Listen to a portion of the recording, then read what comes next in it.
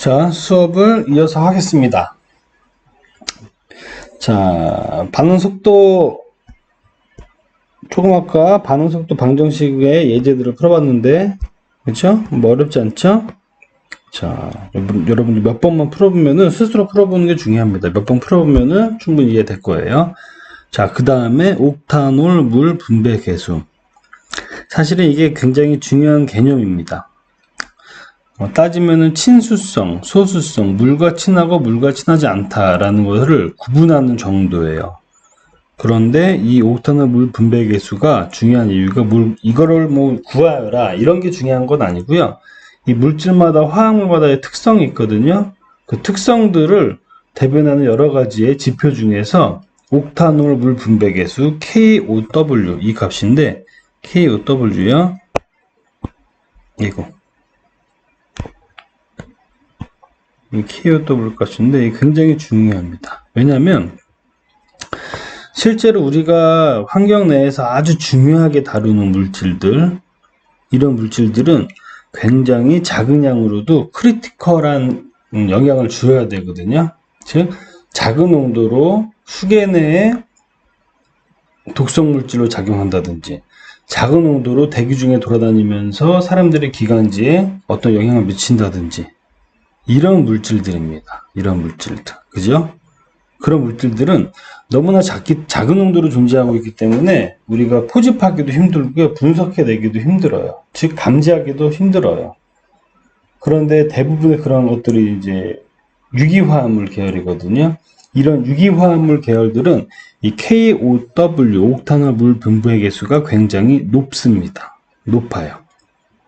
그렇기 때문에 우리가 관심이 아주 많은 환경을 전공하고 공부하시는 분들이 아주 관심이 많은 물질들의 대다수가 아닌 경우도 있지만 아주 거의 대부분이 옥타놀 물 분배 계수가 높습니다. 왜냐하면 유기화합물이기 때문에. 유기화합물은 물에 잘 안 녹아요. 그죠? 화학적으로 만들어진 거기 때문에 잘 안 녹습니다.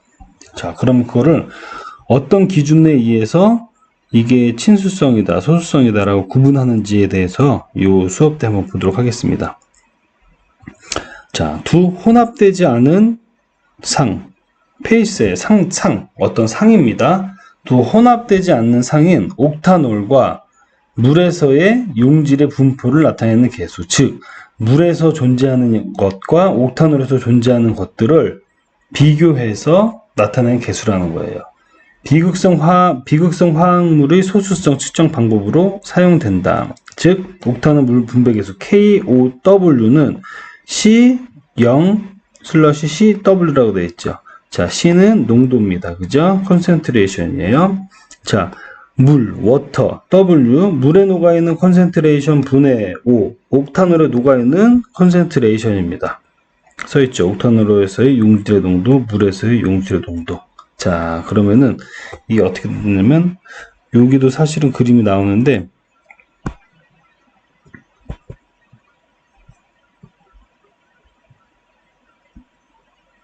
밸브 이렇게 뚝뚝뚝 떨어지는 이런 겁니다. 잠시만요. 제 목이 아파가지고 물 좀 잠깐 마셨습니다. 자, 이 그림을 한번 보세요. 이 사진이 사실은 제대로 된 그림이죠. 자, 여기 보면 옥타놀이 있고 물이 있죠. 근데 화살표가 왔다 갔다 돼 있습니다. 그죠?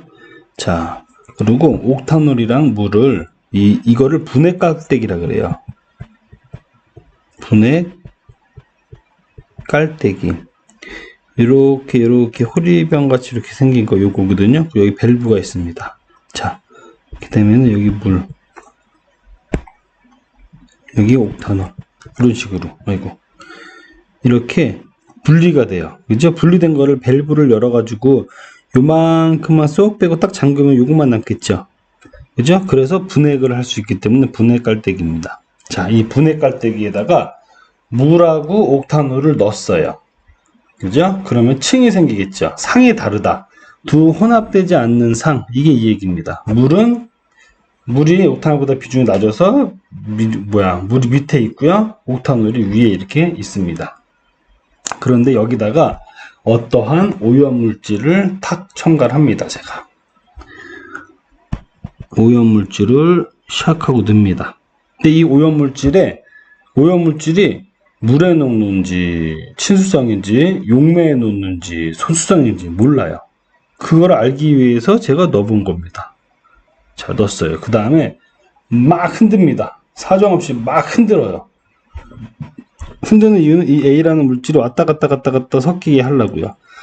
그러면 왔다 갔다 하면서 첫 번째 과정, 물에 잘 녹는다고 칩시다. 물에만 계속 녹고 위에 갔을 때는 안 녹았다, 물에 갔을 때는 녹았다, 안 녹았다 막 이렇게 했죠. 물에 점점 많이 흔들수록 물에 점점 접촉하는 경우가 많기 때문에 다 녹을 겁니다. 자, 두 번째 과정, 만약에 물에 안 녹고 옥탄올, 용매에 녹는 놈이라고 칩시다. 막 흔들어요. 옥탄올에 녹고 물에 떠오면 안 녹았다가 안 녹았다 이런 식으로 해서 없어지겠죠. 자, 그런 다음에 이것들을 물과 옥탄올을 뺀 다음에 농도를 보는 거예요. A라는 물질이 물에서 또는 용질에서 어떻게 되는지를 보는 겁니다. 그죠? 자, 그러면은 CW분의 C0인데 물에서의 용질의 농도, A 물질이 녹아있는지 얼마만큼 녹아있는지 보는 거고, 옥탄올에서 용질의 농도입니다. 막 흔들어가지고 둘 중에 하나에 녹게끔 우리가 이렇게 제어를 해줬어요. 그죠? 그럴 때 1보다 크면 소수성이 강하다. 1보다 작으면 친수성이 강하다. 왜? 1보다 크다는 얘기는 옥탄올의 농도가 많다는 거죠. 그죠? 여기서 KOW가 1보다 작다.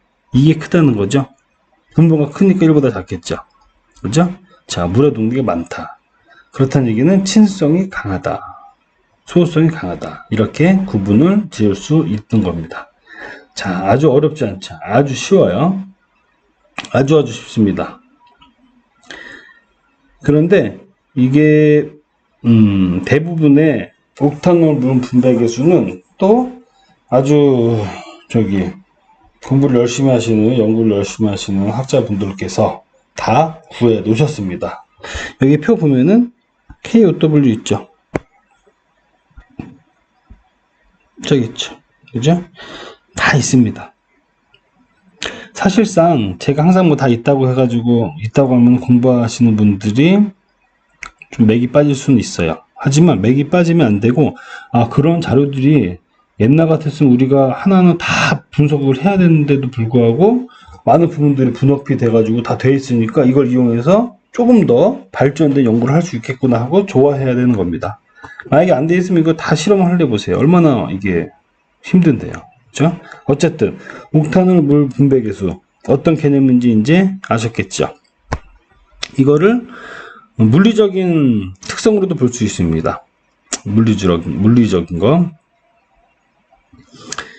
이 바닥이 있으면은 물방울을 떨어뜨렸을 때 물방울이 맺히는 그 상에 틀리죠.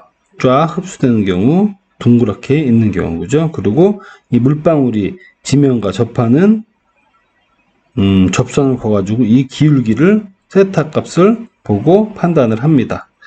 그리고 이 앵글이 높다, 낮다, 그죠?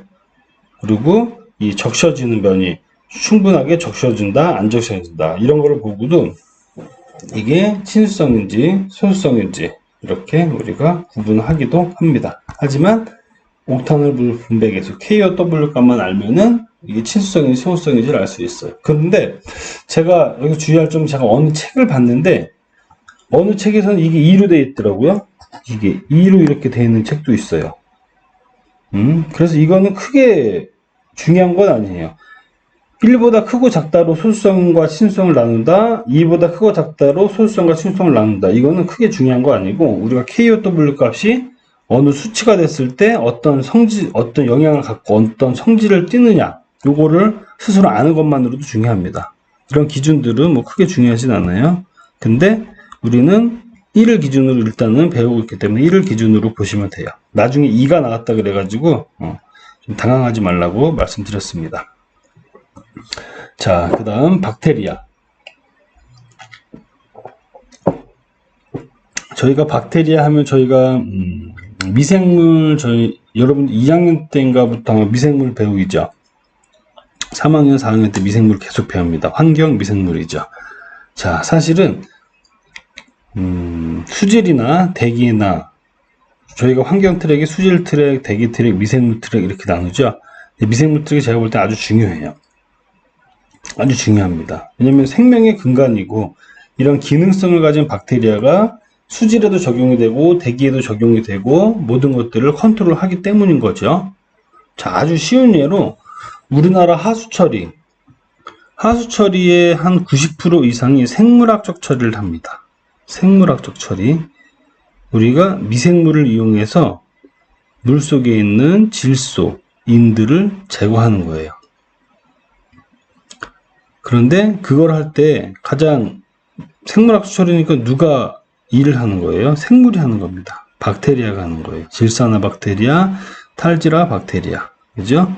그래가지고 수질에서도 특히 수처리에서는 아주 남분해성을 깨기 위해서는 박테리아가 딱 안 되죠. 남분해성을 깨기 위해서는 고도 산화처리라 그래가지고 AOP라는 공법을 많이 개발해서 쓰는데 아주 기본적인 거는 생물학적 처리입니다. 박테리아가 하는 거예요. 아주 중요해요. 대기에서도 미세먼지 같은 경우 많잖아요. 에어로졸이라고 하죠.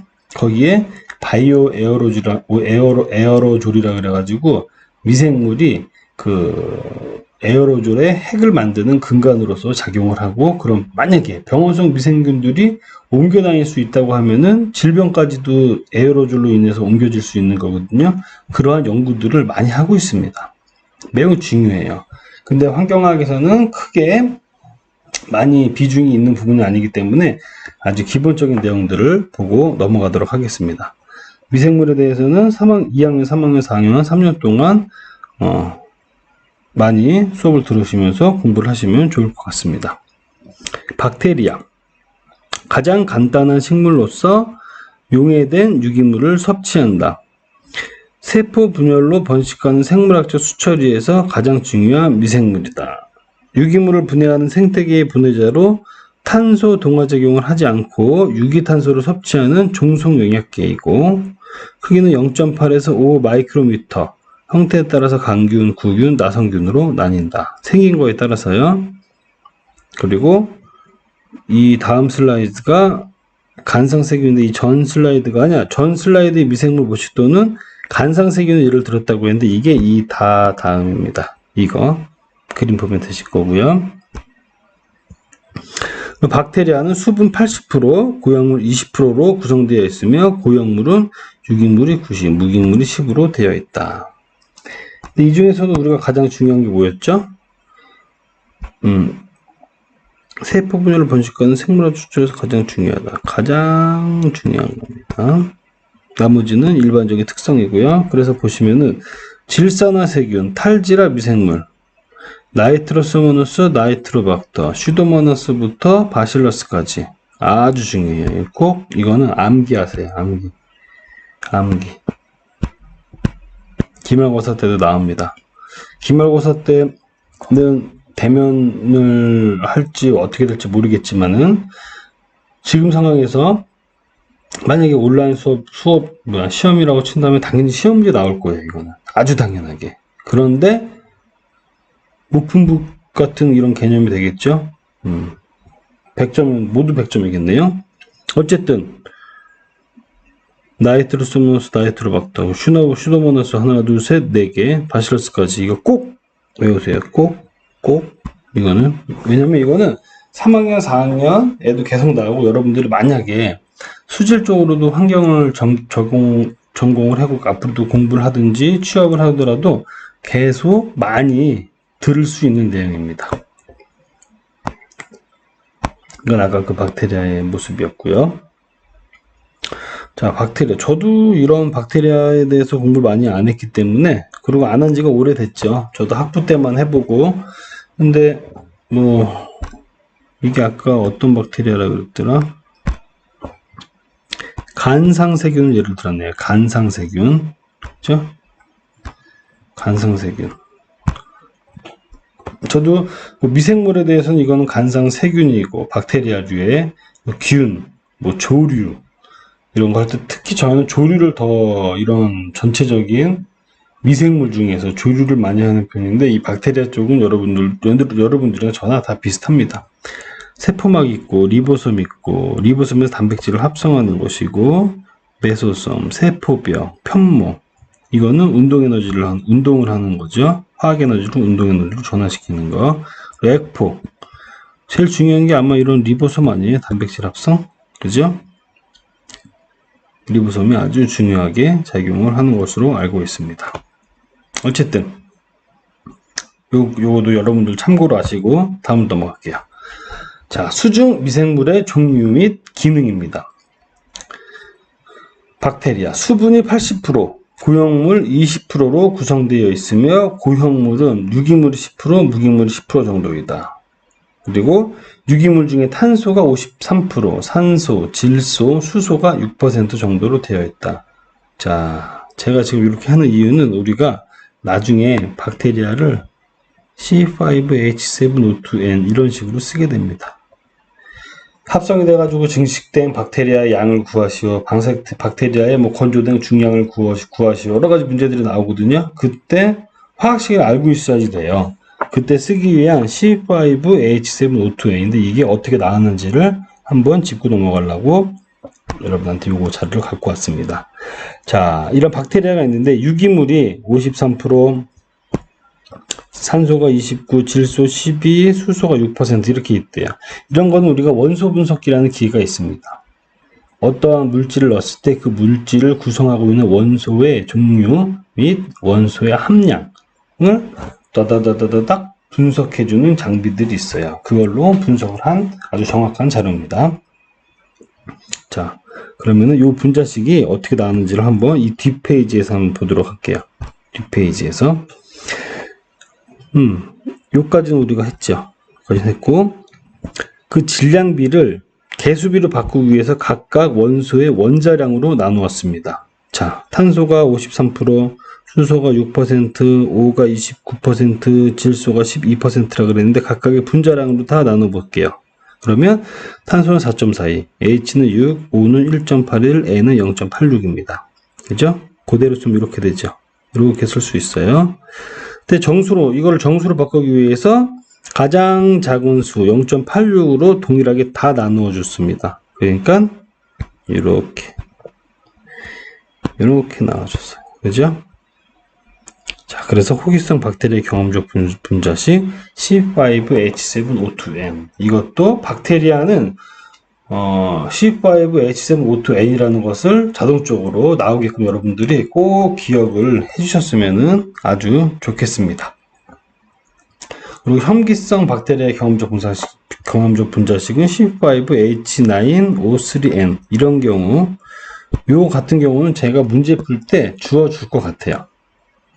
1번 같은 경우는 안 주어지는 문제들도 있겠지만 2번 때문에 문제를 제가 주어줄 수도 있습니다. 하지만 이러한 절차에 의해서 미생물의 박테리아의 화학 성분을 이용해서 이렇게 구성이 되어 있다는 거 좀 기억을 해주세요. 자, 그 다음에 미생물의 분류부터 보도록 하겠습니다. 요거는 시간 관계상 다음 동영상으로 넘어갈게요.